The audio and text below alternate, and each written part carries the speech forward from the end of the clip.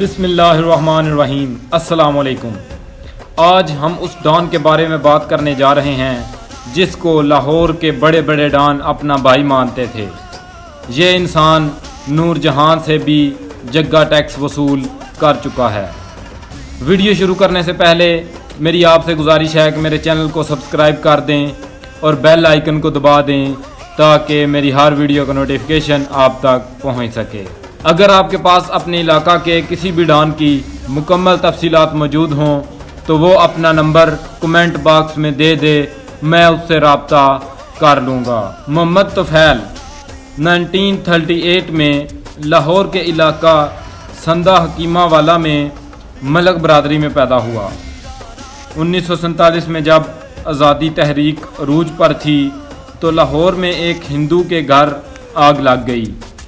اس کی وجہ سے جانور بھی جل رہے تھے تو طفیل نے اس گھر میں چھلانگ لگا کر ان کو بچا لیا۔ آگ کی وجہ سے اس کے کندھے اور کمر جل گئی اور بعد میں کمر پر سفید دھبے پڑ گئے تھے۔ اس طرح اس کا نام طفیل ڈبا پڑ گیا تھا۔ اس کے علاقے کا ایک آدمی بہت پریشان بیٹھا ہوا تھا تو طفیل نے اس کی وجہ پوچھی تو اس نے بتایا کہ جب میری بیٹی ٹیوشن پڑھانے کے لیے جاتی ہے تو اس کو کچھ گنڈے تنگ کرتے ہیں اور اس کے ساتھ غلط باتیں کرتے ہیں۔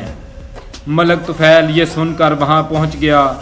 اس نے ان گنڈوں کی خوب دھلائی کی اور بڑے پہلوان کو چھریاں مار دیں جس سے وہ شدید زخمی ہو گیا، اور اس جھگڑے کی صلح بعد میں ملک محمد حسین نے اپنے ڈیرہ پر کروائی تھی۔ اس بات کے کچھ عرصے بعد ملک طفیل کے دوست فوجہ کشمیری کا جھگڑا ہو گیا۔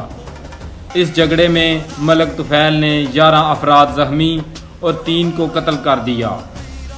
ان قتلوں کی وجہ سے اس کو جیل ہو گئی۔ لاہور پورے میں ملک طفیل کا خوف و ہراس بھی پھیل گیا اور اس کا نام مشہور ہوتا چلا گیا۔ جب طفیل جیل میں گیا تو اس وقت بدنام زمانہ بدماش جگا گجر بھی جیل میں ہی موجود تھا۔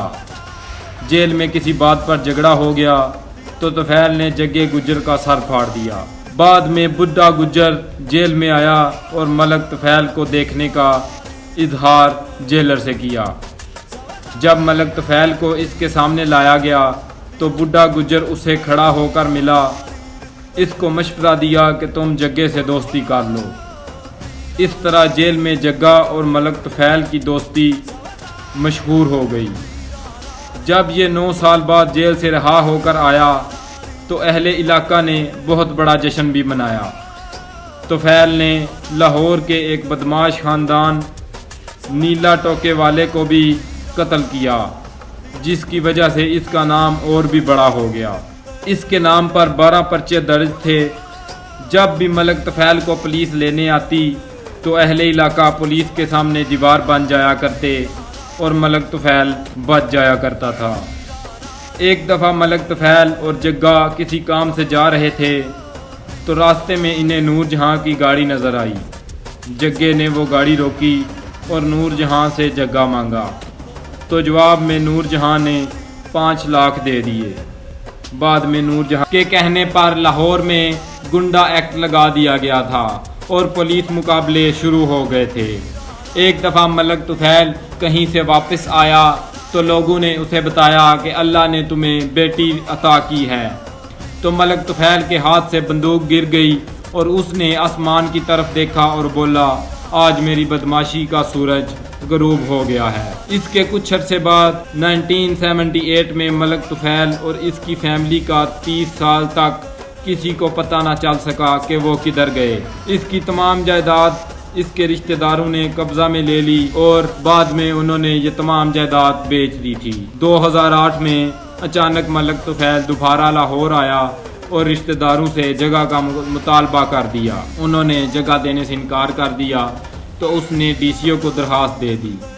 جب یہ ڈی سی او کے پاس پیش ہوا تو ڈی سی او نے اس سے کہا کہ تمہیں تو گولی کے آرڈر ہوئے تھے، اس کے باوجود بھی تم بچ گئے۔ پھر ڈی سی او نے اس کو کورٹ کا مشورہ دیا اور ملک طفیل کو اس کی ساری زمین واپس مل گئی۔ آخرکار سن 2018 میں ملک طفیل نے 80 سال کی عمر میں وفات پائی۔ مزید ویڈیوز دیکھنے کے لیے میرے چینل کو سبسکرائب کر دیں اور بیل آئیکن کو دبا دیں تاکہ میری ہر ویڈیو کا نوٹیفیکیشن آپ تک پہنچ سکے۔